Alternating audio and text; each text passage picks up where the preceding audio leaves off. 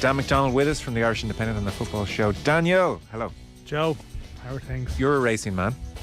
I do race on occasion. We were talking Lester Piggott for a good hour, middle hour. Very interesting man. Yeah, I will listen to that now tomorrow. I'd love to listen. I was travelling in, so I didn't get to hear it all. But like 86 as well, because I do remember him coming back to ride that horse in the Breeders' Cup Royal Academy. It was like 1990 or something. Do you like remember that? Yeah, I do. Yeah, I do. I remember less. I was big into racing as a kid, so like all the jockeys' names from the late 80s, early 90s, I'd be sort of conscious of them, and that was when he was riding in his second coming. Now it's only in the last couple of days from reading it I realised that he'd actually gone training for a couple of years and he'd sort of gone off reservation, I guess, you know. Yeah. But I do remember that Royal Academy thing being covered somewhere, at the time, and he fell off that horse called Mr. Brooks. He got that bad fall. I remember that was like towards the end of his career, I think. We didn't cover that in the chat, but I saw the footage earlier of him being put into an ambulance in his 50s, and you would think, and he retired now. Yeah, it is, because you do have these flat jockeys now, like, you know, Kevin Manning would still be going in Ireland and stuff. You'd have guys sort of riding into their 50s, and the flat guys can do it, the jumps guys can't, but it is incredible to be at the sharp end at that age. And but yeah, the stories about there's been sort of various social media threads of various one-liners he gave in response to, you know, to various people over the years. Just a legend is sort of overused as a term, but he was that for sure. Yeah. You have a flight tomorrow morning.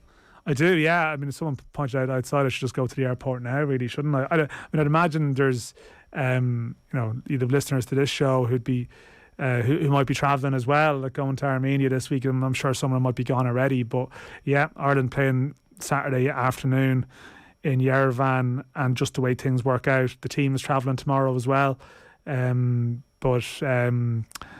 Making the trip tomorrow. It was pointed out, someone pointed out earlier, that Armenia away 12 years ago was the last time I think the press were allowed on the official flight with the team. You know, you could walk on and see the players and John Delaney or whatever, but that stopped. That stopped after Armenia 12 years ago. But yeah, I'm flying in the morning, so by request of FAI. Yeah, no, there was players. I think what happened was, I think I'm telling tales out of school here. I think this has probably been written somewhere. So there was an episode on the plane a year previously. What did you do? Where it's not like one of these golfers or some scandal like that, transatlantic stuff, Joe. No, the press reported that there was a surplus amount of players for the players' seats, and we saw a player sort of take a bit of take the huff a bit when they were put back down towards the economy section. I think there was too many people in the squad. Like, this is when, remember, Ireland were naming these 40-man squads, but there wasn't enough planes, wasn't enough spots in the plane for, like, you know, first class for the players or something. So it was reported in various places, and I think the message was put down that the press weren't allowed on the plane anymore, which would happen. Like, I don't know if you've ever read Daniel Taylor's book. This is the one about the year following Alex Ferguson, where after the away games, like, it's not just an Ireland thing. Like, the press would travel on the Manchester United flight home from all the Champions League games around Europe, and I think this still happens with a lot of, you know, in various places. And there was the great stories of, like, Ferguson waiting on the plane to take some, or there was Gary Neville on one occasion was waiting on the plane to take down one of the hacks. And this would be the thing, you'd walk down the line, sometimes the players would be at the front and you might come on last, and would there be eye contact made or not? You'd see who's in bad form or not. So I think a few things had been reported. And I think we were told at one stage, or there was a delegation told, you'd be allowed back on the plane if you sort of agreed not to report anything that ever happened on the plane. But no one was really going to sign into something like that, because what if, you know, something substantial happened on the plane? But of course, the Euro 2012 campaign is the one, and it's been mentioned by several people, various places. I think there would have been some high spirits on the plane home on occasion. John Delaney singing about himself and whatnot at various times, so they didn't want us there for that, you know. But who hasn't sung a few bars about themselves, Dan? Yeah, he used to be a something, and he's all right now. I think it might have been a few bars of that blasted out on the way back from Slovakia. What time's your flight?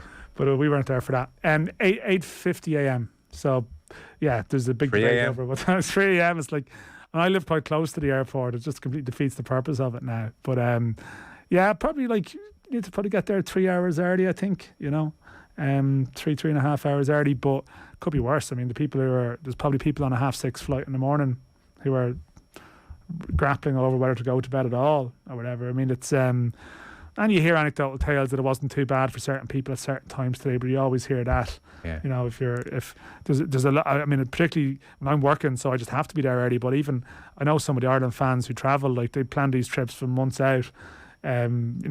Roundabout ways to get around Europe. You can't fly direct to Yerevan, so people are going through all sorts of different connections and places. Wow. You're not going to just wing it and turn up an hour and a half before that. Take your chances. Champions League, what are we saying? Yeah, so I did hear, and we had Mark Lawrenson in here on Saturday afternoon. What was that like? Oh, he was brilliant. Yeah. I don't know if you heard it, but it's worth listening back to anyone who didn't hear it, because it was like a sort of just an anecdote machine. It was like it's sort of someone put another 50p. It's like when someone puts. It's like when you put like I don't know, a fiver in a jukebox and you get like 10 songs. You don't know what to do. Like 7 or 8. Like he just sort of out of nowhere, there was tales coming out. He casually drops in at the end. Sorry to cut across you. It was like some reference to a pint of Guinness, and he was like, "Oh yeah, I was in an ad for Guinness in 1982." Now that you mention it, and just sort of was able to it's endless. Put it out there.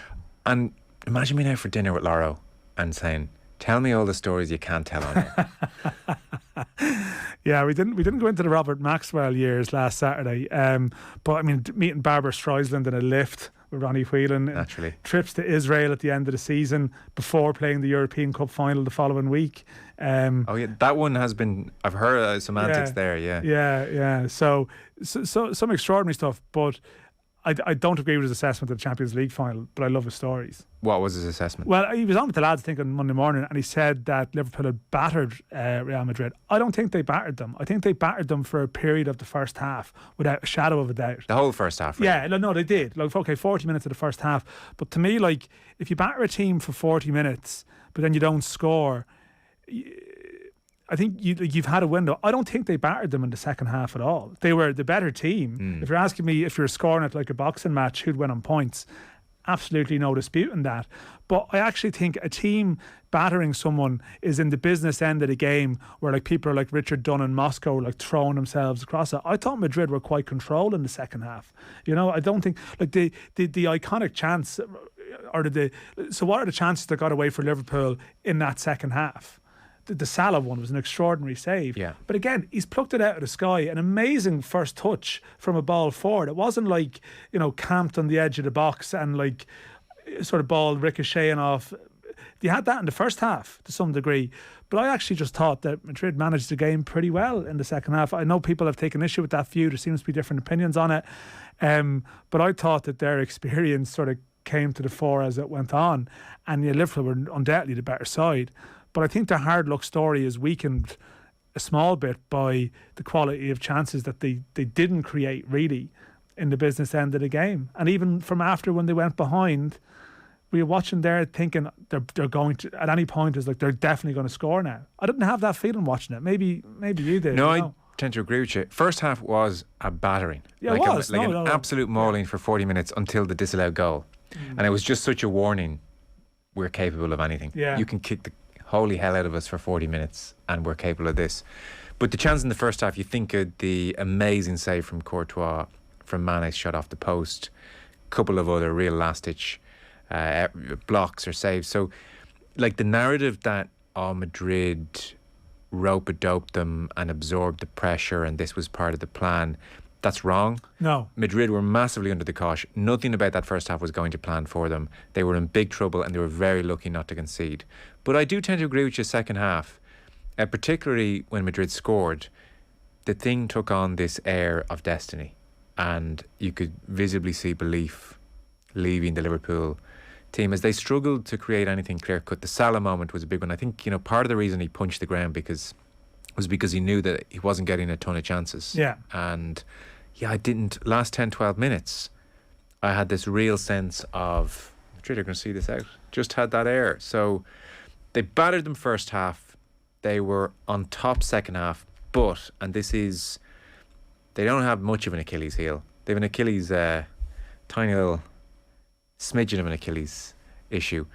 Liverpool, more so than Manchester City, more so than some of the great teams we've seen in the past, they have their struggles breaking down a well-organised, determined defence who are sitting in. And you think of Spurs at Anfield a couple of weeks back, where similarly running out of ideas is the wrong term, because they're still playing with the methodology and they're still doing their bits and pieces, but the quality of the ball, almost the quality of the passes declines, and the sharpness goes, and there is just this sense of dinking it in there into the general area. I agree with you, yeah. And it didn't seem likely. So good battering for the first 40, and then sucker punched, and then just faded a touch. And Madrid won't look back in that last 10 minutes as, oh my God, how did we see it out? No, I think the thing about Liverpool, I see the Man City games recently, where at times Liverpool have been under the cosh, but you do feel they're this team, they could just score in a second, more than anyone. They're a team that, that goal after half time, was it against City, or they can withstand pressure and then just bang, they Madrid, score. you mean? No, but the league game they had against Man City a couple of weeks back. Sorry, Liverpool, that they as you said, against the team that's attacking against them, they're devastating. Yeah. And there's a little bit more build up. When there's a little bit more build up involved, they're less comfortable. And that Salah one was one that, it sort of came, as you said, almost out of nothing. Yeah. It wasn't like a volume of pressure. But that was also because, I actually felt Madrid were going to score a second goal. All the chances they passed up in the last couple of minutes, to kill it. They had Liverpool where they wanted them. They'd got themselves into that position. And now, I thought Liverpool would win. I actually thought they would win. Here with Lauro on Saturday, my prediction was Liverpool to win. I felt there was a chance they could blow them away early, and that was the thing. But the longer the game went on, that's it exactly. It was just oh no. And even Casemiro in the second half was quite comfortable. I've seen stats subsequently about Cruz, his ball retention and stuff. They were braver on the ball in the second half, Madrid, for sure. Even Modric refusing to take an easy option in the build up to the goal, where he turned one way, turned the other, turned another way, and then it's a left-footed pass through the lines. They did start playing a bit more. I mean, the first half they were a disgrace. No, they were the first half they were poor, and it backed up all the view that they are a better team. But you sort of forget, we can talk about the Champions League as the ultimate, arbiter of something, but it's a cup competition. Fundamentally, that's what it is. Yeah. It has a name that's a brilliant name and an amazing thing, but it's still a cup competition. And this is why Porto can win it, and this is how other teams can win major tournaments that you don't expect. Even international, it's a cup competition, and they didn't. It wasn't like some master plan. They were outplayed in the first half for large spells, but they came back off the ropes and they won the contest then. And that's their great gift. Yeah. Michael Owen at full time in BT. He used the wrong phrase because it just jarred when he said Liverpool are still the team to beat, as we watch Madrid celebrating just having beaten them. But I think that view is out there, that it's still Man City, Liverpool as the two best teams. But in Europe. I think if you want to take that point, then Man City should have won it then. That's the thing. It's if you at the end of every Champions League final, you say, well, who's the best team in Europe? Yeah. It's probably Man City, I think. Yeah. Really. Yeah. If you they probably did a job on. They should have done a job in Madrid completely, and they did win the league. Across the season, but they weren't in it. So they didn't. Again, Man City in the half an hour of extra time in the semi-final were probably paralysed in a not dissimilar way to what Liverpool were a small bit in the last sort of 10 to 15. I know Naby Keita had a chance, and there's moments where if they fly in, you can use the scoreboard to come round to shaping your opinion of it. Yeah. But I sort of felt like Madrid in the end, they sort of probably deserved it. For in the business end of the game, they sort of came to the fore. Yeah. But it's one that got away for Liverpool, and I'm sure. I mean, it will haunt them for a while. That, they haven't lost to a team that's going to be remembered as one of the greats, but they're great winners. Yeah, that's what they are. You've been to your fair share of games now across the continent. What is your read on the shambles pre-match? Yeah, I mean, I can't believe it really. In as much as the Champions League final is one where and Klopp highlighted it prior, that the number of tickets that the actual competing teams get isn't especially big. Yeah. And, generally, they've sanitised some of these finals to a degree, and it's possibly tied in with the there's there's no doubt that loads of people descend on an accessible city, and that probably contributes. And there was probably a great party atmosphere around having a proper Champions League final, and Liverpool from the north and Madrid from the south, and the local people and I can see a degree of that, but I just can't understand how you could run it that badly. I really don't. There's an element of a perfect storm around aspects of it, and you can find some argument, to the shameful stuff about the UEFA statements being put out, and a load of fans have turned up, and it's just Dan, fans just need to turn up on time. All right, they can't complain. It's so it insults people's intelligence. Why do they go for that excuse? Well, they didn't need to give one. Just kickoff is delayed. There have been delays, not fans were late arriving. Well, was there not a theory that this was to avoid tension inside the ground? I thought that I'm pretty sure someone reported that somewhere, that they for the sake of people inside the stadium, they wanted to put out that if you put out something like, there's issues outside, now people are going to be on their phones anyway. Just say there have been delays getting people into the stadium, not fans were late. Yeah, it was just that was really silly. Stade de France, it's funny, as a stadium when it was sort of come on the scene first, it represented modernity, this is I wouldn't be a massive fan of it as a venue. It's a nuisance to get to as well. And it's a nuisance to get to, yet even though if you're in Paris, it's actually only one stop away from the metro, from one of the main metro mains. It's just more how it's handled, in the sense of when the metro stops late at night. It's not necessarily miles out in the sticks. It's a short number of sort of metro stops away from one of the main central stations, from what I recall. Right. But it's just that it stops late at night,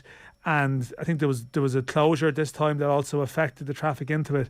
And it's just, I associate all my trips there with, because I would have been there in the Euros for non-Ireland games. Ireland played Sweden, but that was earlier in the day. That was an afternoon game or early evening, so it wasn't as panicked, I think, after the match. But I've been there for some of the nighttime games, and it's just the stress of everyone getting out of there afterwards. And people would have stories of after the Henry handball game in 2009,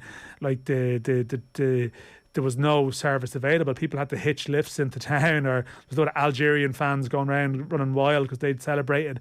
But I think it was a less than ideal situation. I was there. You were there as well, sorry, yeah. Were you caught up in that? Because extra time, basically, it went to extra time, but there was no sort of, and I know there was no extra time at the weekend, but still, it's almost like, we're stopping at this hour rather than having a match service that runs for a period of time to avoid this bottleneck that seemed to be created. But that seemed to be created as well by where they parked cars as well and other stuff, which is just insane. Get your head around it. Really.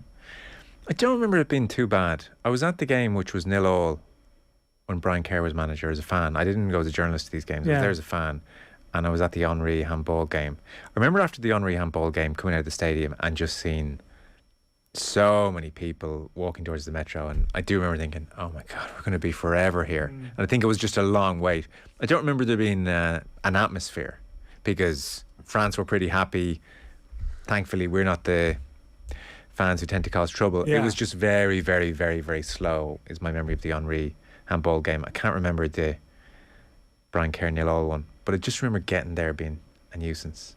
Maybe it's not as far as I remember. It's just, and again, you'll have, say, and I have a handful of anecdotal examples which may not be relevant to this instance here, but it's the Champions League final. Generally, UEFA smother this stuff with layers of sort of corporate corridors that sort of, I just can't believe they ended up in this situation. And I know that the blame, they're having this, UEFA have their independent investigation now, and clearly the French police and the authorities, but still, generally UEFA are pretty much their event management.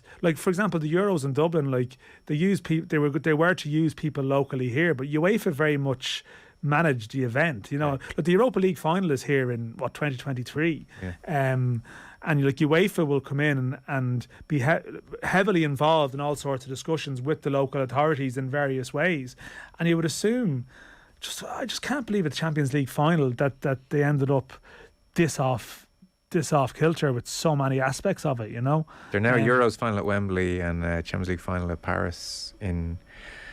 That's 2 for 2. And they'll keep coming, complete like, messes. And they're going back to Wembley no matter what, because Wembley, Wembley ticks the boxes for like corporate hospitality. But the amazing thing about the other day is it seems like some of the people in the corporates even got caught up in it. It wasn't even that like the people in the prawn sandwiches were sort of, or the ex-players were insulated from it, and the fans. It seems like all sorts of people. Yeah, it was, Henry Winter was writing about some strongly worded letters from various corporate sectors about their experience. Yeah.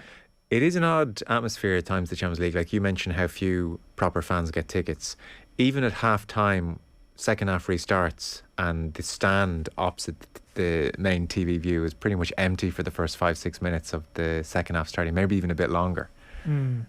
That is just the corporate world not that rushed about getting back out for the start of the second half. And like there's a kind of a cool thing where the camera cuts to there's Ronaldo, there's Zidane, there's Makelele. It's great that the former players come back and it's this showpiece event, but that whole stand is just corporate. Yeah. And it makes for an odd atmosphere. You get a list of, if you're at the final, and the same with the Euros final, you get like sent a list of legends that are there beforehand. Oh, is that right? And it can be all sorts. It can be like world names, to like, sort of Premier League years, faces you remember, to like various singers or like heads of state in various countries, and Romeo Beckham. Yeah, like you just like it can go everywhere and anywhere, that list. And I must ask if players played in that final, is it an odd atmosphere in that there's a wall of noise behind one goal, wall of noise behind the other? Is the other stand a bit disconnected in some respects? It might be like playing in the Emirates or something for some of them, because they have that problem. I suppose in some ways you could say, isn't the All-Ireland final here that the competing counties get X amount, but then like just club members and people from around the country. So like it's a version of that, except it's corporates as opposed to like club members. Like you might have heads of associations probably get a couple of tickets each, and it's a sort of a UEFA version of that All-Ireland concept. It's just it's a much more soulless one. Well, they're claiming, or they claimed yesterday anyway, that 40,000 fans turned up at the stadium without tickets or fake tickets, which again, have they not? Has that not been narrowed now to like, I think 2,400 was something I saw this evening. Like there is no doubt that there's an element of that. More people turned up at Donald Trump's inauguration. Any other inauguration. I don't know. I mean, they are scrambling badly. There's going to be an independent report, I'm sure. It'll smooth everything over and we'll forget about it in a week. We should press on because I do want to talk to you about the next couple of weeks and what Stephen Kenny and the Irish team are all about. Our football show coverage and Off the Ball is brought to you by Sky. All the football you love in one place across Sky Sports, BT Sport, Premier Sports. Back in 1 sec. And then you're welcome back. So we're headed into big international window, 4 games in 11 days. Ireland will take on Armenia, Scotland and Ukraine. A place in League A of the Nations League is up for grabs for the winners. In addition, European Championship playoff is on offer if Ireland top the group. So Ireland will begin Armenia this Saturday. That's away. Dan McDonnell will be at Dublin Airport from 2 a.m. tomorrow if you want a selfie or just a chat. And then it's followed by 2 home games, Ukraine, Scotland, who of course play each other tomorrow. In a massive game, incestuous, this group. And then rounded off in Lodz against Ukraine. Woods. Is it really? Yeah. And reads as Lodz. Yeah. There's my colleague Aidan Fitzmaurice speaks Polish and Russian, and he's very sort of does he? Yeah. He studied Russian, I think, in college. So wow. But he speaks Polish as well. So he's very good. I mean, I've probably got that wrong, but I definitely know it's not Lodz. Anyway, it's like a couple of years back. Ireland played in what a lot of people would have described as Rocklaw at the time, do you remember? And it was like Wrocław is like the pronunciation of it, or something like that. So I always try and be.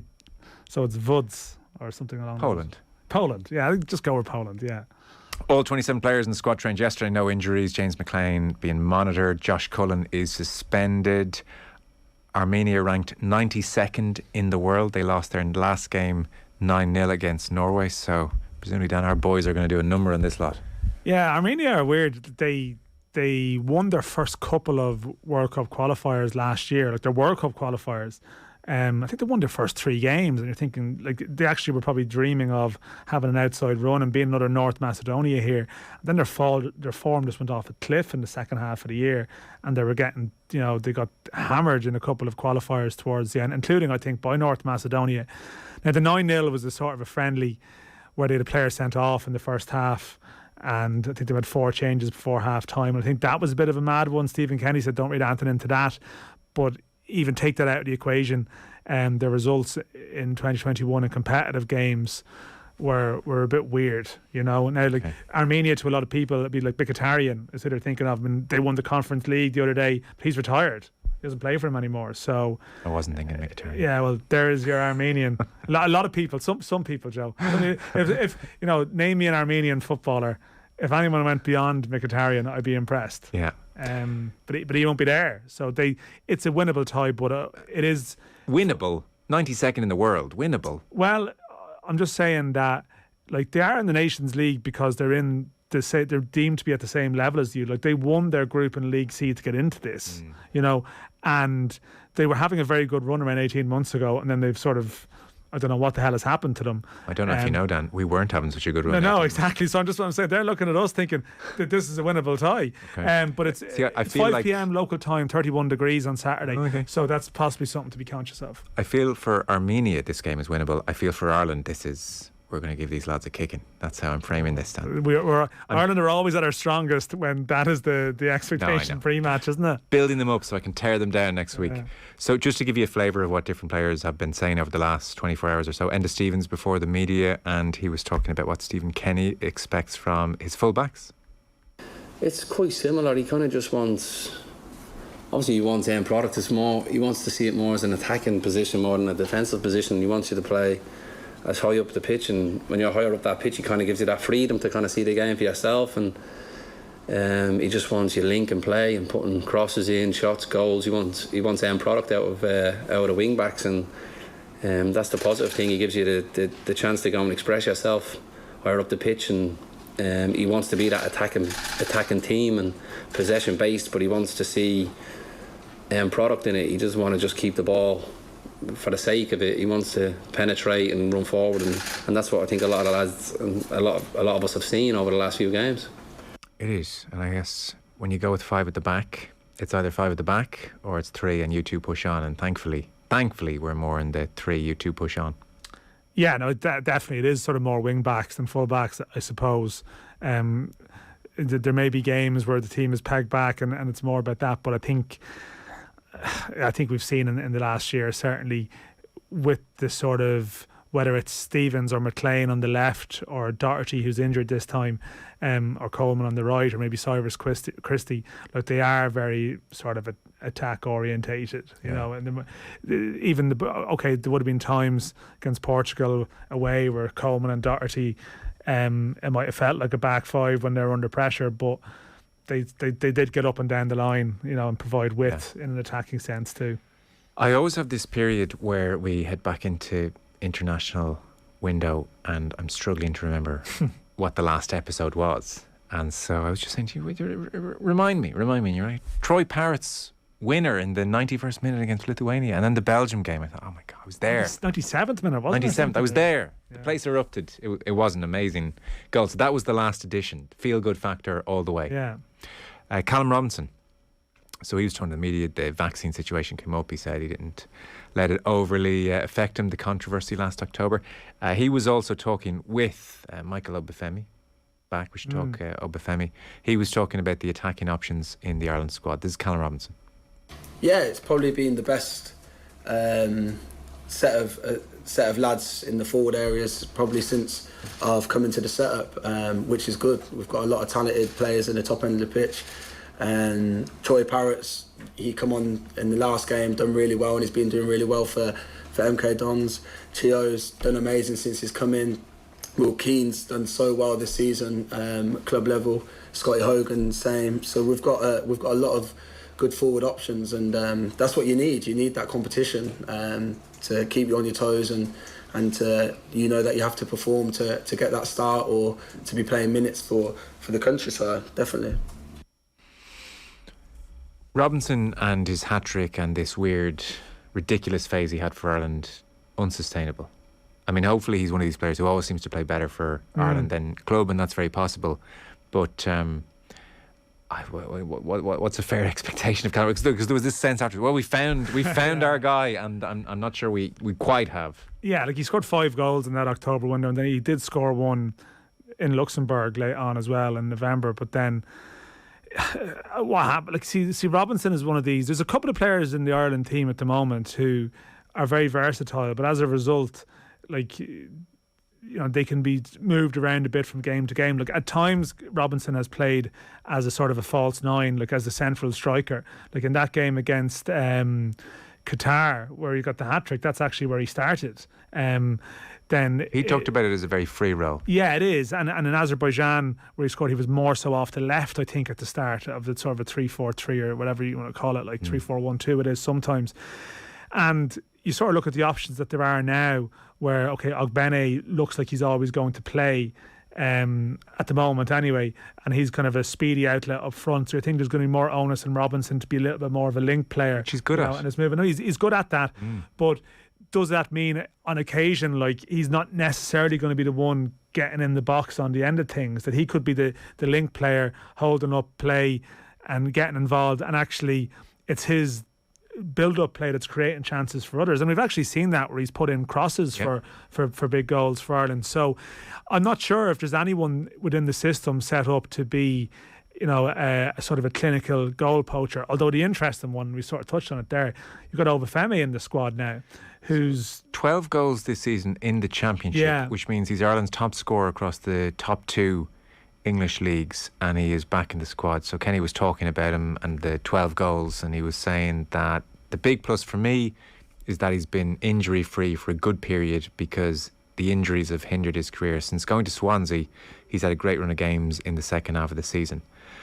The two things which hovered over Obafemi were, one, attitude, and there were some odd things being said by his managers plural, at Southampton about his attitude, and that was a big concern. You would think a young player on the cusp of first team Premier League would be on best behaviour at all times. And then secondly, it seemed like his hamstrings were especially sensitive. So 12 goals in the Championship, it's no joke.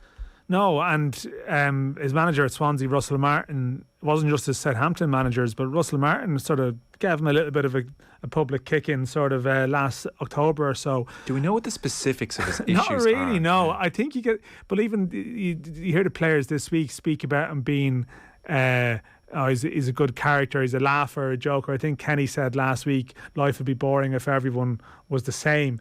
You sort of read between the lines, and you sense, does he come across a bit casual sometimes, a bit sort of not fully tuned in. And it seems more like people are talking about it as though it's more sort of, I'm not choosing the word in the wrong way, but a bit daftness as opposed to sort of like a bad lad or something like that. It's more, has he fully applied himself? I think that's possibly the way you could phrase it, that, even with some of his injury problems, I think, was it Hasenhüttl might have referenced just being conscious of how you approach things off the park as well, and how that feeds into it. So I don't know. I don't have any. Don't think I've ever done a piece with him, so I can't really speak to like what type of character he is. But that's what you're picking up from it, and a couple of stupid social media things and stuff as well. But he was left at Kenny's first squad. But again, if you start throwing stones at lads for social media stuff when they were young, where do you stop with some of the players now? But his form is really good with Swansea. Like, he scored consistently. I think what's interesting with him is that he's really quick. Yeah. But he's one that he's not someone you describe as a Callum Robinson, where he's a number 10. He could be described as a number 10 or a hold-up player. He's one who probably would play through the middle, ideally. But he's a goal scorer, off the shoulder, the last man. But he's a finisher. He can poach a bit, and he in some ways that makes him a little bit different to the other options. Never had an abundance of that. Like, if Adam Ida was, I still think Adam Ida is Kenny's man, right? I think Adam Ida, but he's injured for this window. I think he is Kenny's type of number 9 for the most part, for where he's going. But he doesn't really have that sort of the Obafemi style player who, if you're playing a front 2, he's very comfortable in that. But he now seems like he can play across a front 3 as well, but possibly centrally, and can pick up sort of the scraps or whatever. Like Scott Hogan's in the squad, who probably would be not dissimilar. He's more of a goal poacher in his style. He's better inside the box maybe than outside of it. And I think Ireland have a lot of attacking players who are very good outside the box. But maybe inside the box you have questions about them. Whereas I think with Obafemi, I think inside the area is where he can come to life, you know. So I think Kenny at first was reluctant. When Kenny was leaving Obafemi out of a squad initially, it was because he felt the system didn't suit him. Because at that stage Ireland looked like they were going to be playing with sort of one through the middle at all the time, and then sort of a 4-3-3 and or 4-2-3-1. Now it's a different sort of setup, and I think there's a possibility, like Swansea play with 3 at the back. And he's been fine in their setup, so he's got a chance. Yeah, Kenny's made the point yesterday that he's not here. Kenny has integrated players slowly. He's called lads into squads, and then they don't actually play in that camp. They play in the next one.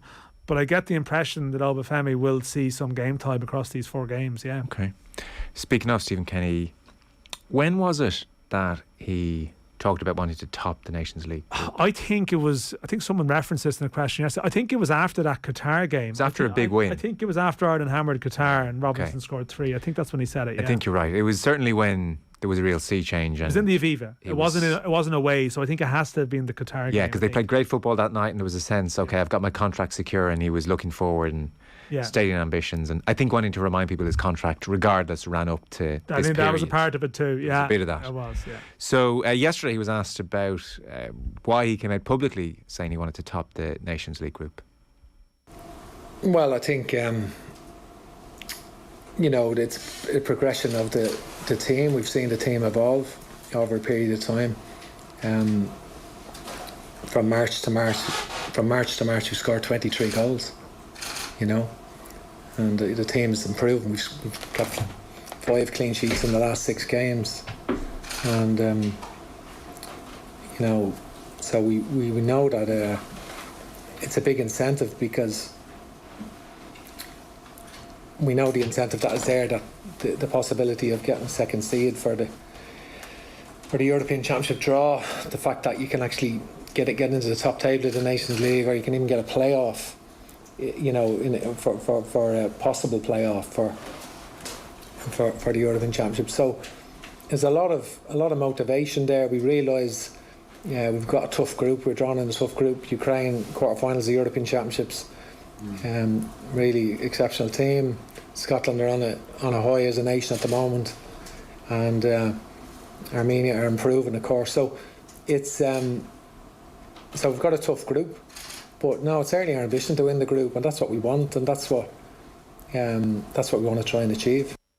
Because elsewhere I saw a quote written down where he had said, "We're not favourites to top the group, we're third favourites."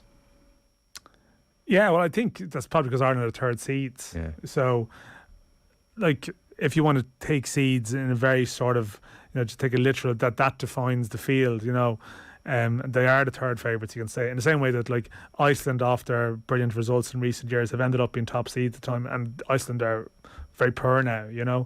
But I think Ireland have a chance of winning this group. I do, but I can see why.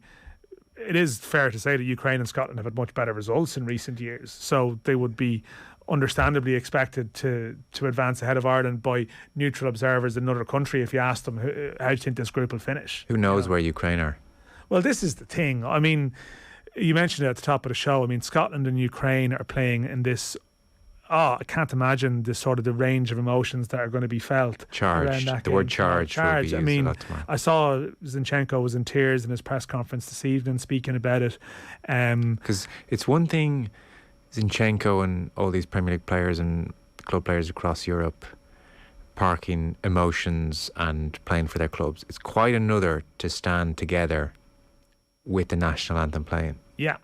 And I would be surprised if many of that team can keep their composure during the anthem. Yeah, no, I mean, and we are going to experience it to some degree. Like, Ireland are playing Ukraine next week here, and there's going to be, I think tickets have been given to members of the community here. I think the game in Poland, in Wódz, people are sort of underestimating. That's going to be fully Ukraine. Yeah, people are just like, and now they will have played Armenia there a couple of days previously. It's not going to be the first one, but still, like, that is still going to be, they're going to be powerful events. Like, how many thousands of Ukrainians are now in Poland? Yeah.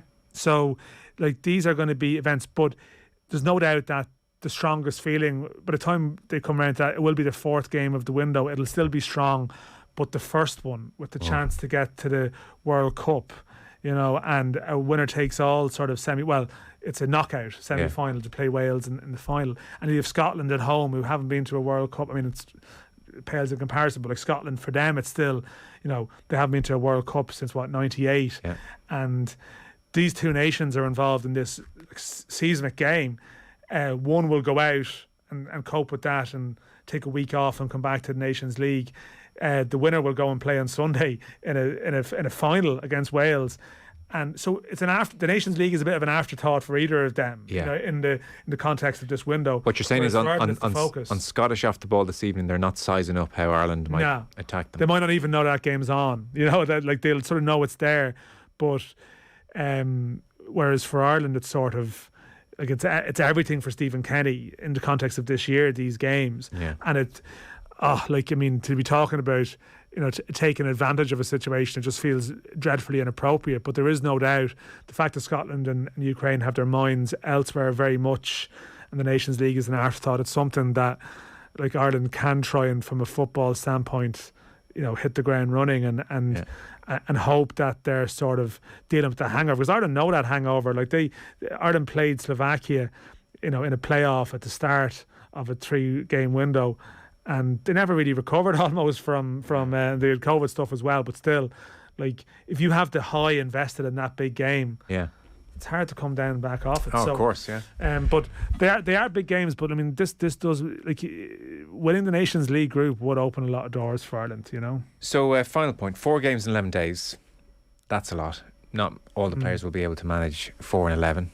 Even the best person Frank Lampard's ever met. Yes. I don't think he's going to be playing all 4 at all. Listening to Kenny yesterday.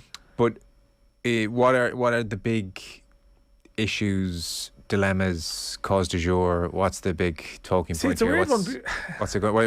What are you boys going to be writing about from Dublin Airport tomorrow? I think it's one of these things where I feel the week will really take the window will really take shape after the first game. It is a small bit of that, what you're saying. People are getting back to speed, getting up to speed with it, and I think talking points will come out of that first game naturally. I think listening to the clips there, like, Ireland actually, what Kenny has done, Ireland don't have superstars in their squad, but there's no doubt that the player pool is deepening a bit. What strikes me though is if he's going to take a gamble on resting players, it will be for this first game. Oh, no, I don't think that's going to be the case. Okay. No, I listened to him. Like, Coleman's definitely going to play on Saturday. Right. Listen to what he was saying. I think the resting, inverted commas, like, it'll be balancing in the Scotland and the Ukraine week. I think, listening to him yesterday, I wouldn't be surprised if Coleman didn't play against Scotland, which is, for example, in the middle, or didn't play in the last one. No, I think Kenny has to be shrewd enough to know he has to get a win on the board in a competitive game like this. No, I think the most important game of the 4 is actually the first one. I really think it is. So I think you'll see that Josh Cullen is suspended for Saturday. He's such a big part of the team. So the big decision, one of the big talking points this week will be, how do you replace that? Who do you put in there? You know, where do you deploy someone like Jason Knight, who's been so effective further forward? You know, is it Conor Harron who plays there? You know, is it sort of Malumbi or Alan Brown? Harron hasn't lit it up of late. No, but he came in early specifically he came in earlier than mandated to try and get minutes on the board in a friendly against the 21s, and he's one that you could see in a game where you have to keep possession. Maybe that he turns to him on Saturday, but I think in forward areas there's a lot of different options. They may all be much of a muchness to an outside observer, but like between sort of Will Keane is there now, Obafemi is there now. Will Keane didn't do himself any favours. He didn't, but he's had a very good end to the season as well. Like, he's probably fallen down the list because of that.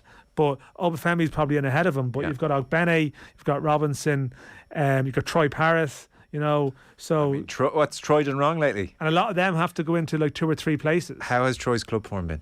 He finished the season very well with MK Dons. In fact, his club form was he was playing well but not scoring before that goal against Lithuania. But subsequently he finished the season well. He scored in the playoff semi-final. It ended in defeat. Oh, that's right. But he scored, and he's going to go on loan again, I think, next season. That's the chat. Very viable option. I think he's matured a lot in the last 12 months. it's strange the way it goes that like Aaron Connolly has dropped out of the picture and he was the one doing it at Premier League level, and actually Obafemi and Parrott at the moment look like better options, you know, but maybe that wheel can turn again in 12 months time. Okay.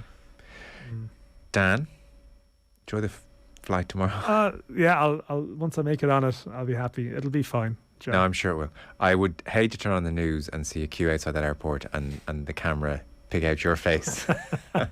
You see, Joe, you've just said that you would hate to see that while smiling, which would make me, which lead me to question the sincerity of the words. For listeners out there, Joe said that with a smile as opposed to concern. No. Look, I would hate it for obviously the many other people who would also be suffering. But if there was some way you could just be held outside. Just one person missed the flight tomorrow. Yeah.